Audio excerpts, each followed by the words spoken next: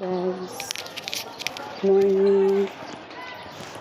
Samahan ko ang aking anak dito sa school ng Gaban National High School. Exam kasi niya kahapon. Hindi siya naka-exam kasi umuwi siya ng bahay. Hindi na siya nakapasok doon. Hindi na siya nakapasok sa school kahapon. Kaya ngayon samahan ko siya para makapag-exam siya sa mula yung hindi yung na-miss niya kahapon, ma-exam niya ngayon. Ganun talaga, kahit sobrang busy ko, kailangan ko pa rin mas bigyan ko ng time ang aking mga anak. Mas i-prioritize ko yung family ko. Then the second one, yung mga tanim ko, yung papa-farm ko, yung pag-gardening ko. Tapos yung ngayon may bago akong inspiration na yung sinasabi ko, yung pag-aalaga ko ng baboy, tsaka yung ano ko ng aking mga okay guys, dito muna ako kasi kakusapin ko yung teacher ni Danilyn. Andyan si ma'am? Ha? Wala?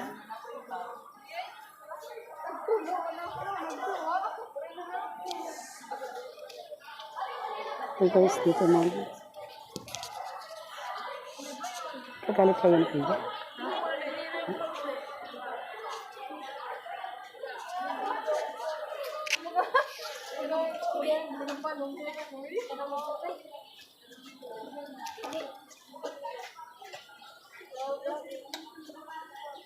Ayan yung anak ko. Wari, nakita na niyo yung ma'am? Leia? Hai? Matitik niya yung kakulop. Sige, buligilaan na yung kung ano niya na miss kakulop para maging okay. Sino si Ma'am Sheena? Ay, si Ma'am Sheena yan na. Hi, nanroom ni Ma'am Sheena yan na. Okay. Sige, hintayin ko si Ma'am. Yan yung best friend ng anak ko. Yan, dyan siya tumira ng almost 2 weeks or 3 weeks ba.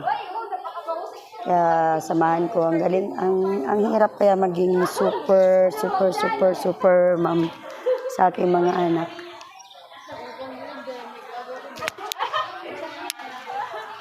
Yan yung room nila.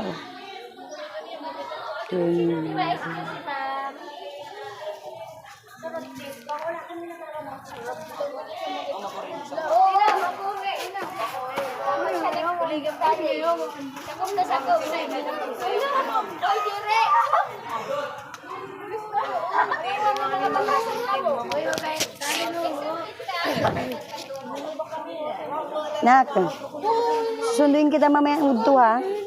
Anong oras? Ay, diri kayo maghapon ka magtitake yung exam. Ano man ang mauli man ako niya yan. Hulata nalalugod ako. Pia, anong oras nagsisirado yung ni mama mo? Alas 6? Pagkagaling ko ng Tacloban, bunyog na lang kita pag-uli. Kaya mong hintayin na lang ako.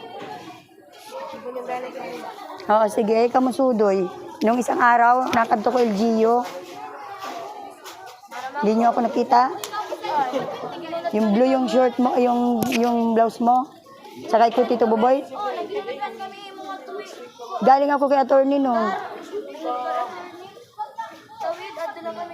Alam mo ba yung balay ni attorney? Oo. Paul. Ano ma'am?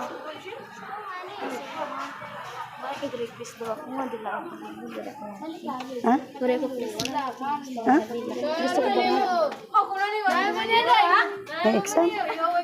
O sige, ano yun?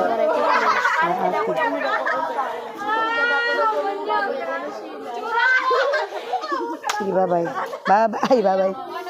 Guys, dito muna kakusapin ko lang si ma'am yung teacher ni Danilyn.